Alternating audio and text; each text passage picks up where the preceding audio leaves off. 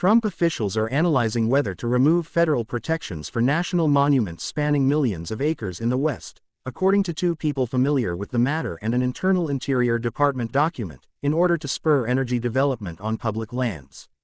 Interior Department aides are looking at whether to scale back at least 6 national monuments, these individuals said, speaking on the condition of anonymity because no final decisions had been made.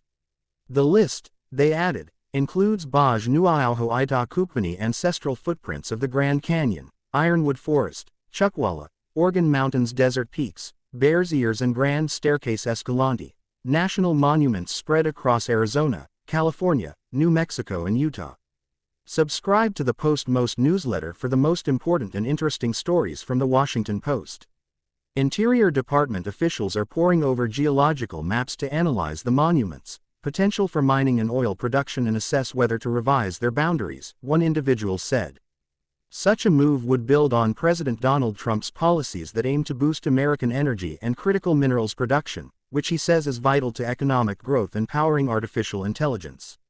Trump has declared a national energy emergency, established an energy council to fast-track resource development projects and sought to dismantle dozens of environmental protections. The push would spark an intense legal fight over the right of a president to grant sweeping lands protections under the 1906 Antiquities Act, and take them away. In his first term, Trump became the first president in more than half a century to modify existing national monuments when he drastically shrank the boundaries of Utah's Bears Ears and Grand Staircase Escalante, only for President Joe Biden to reverse the cuts.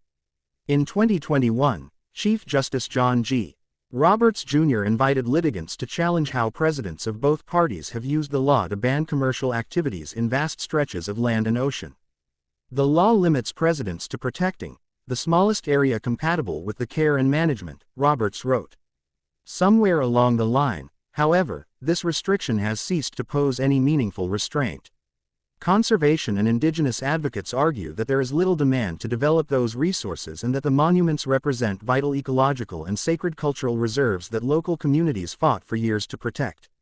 They opened up Grand Staircase under the previous Trump administration and the coal market did not rush in. The oil and gas market did not rush in. Nobody rushed in, said the Wilderness Society's president, Tracy Stone Manning, who led Interior's Bureau of Land Management under Biden.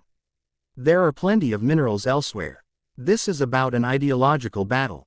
While Interior officials declined to comment Wednesday about any potential monument review, the approach was outlined in a strategic plan draft framework shared with the Washington Post. One of the department's potential performance measures, going forward, according to the document, will be making sure monuments are assessed and correctly sized.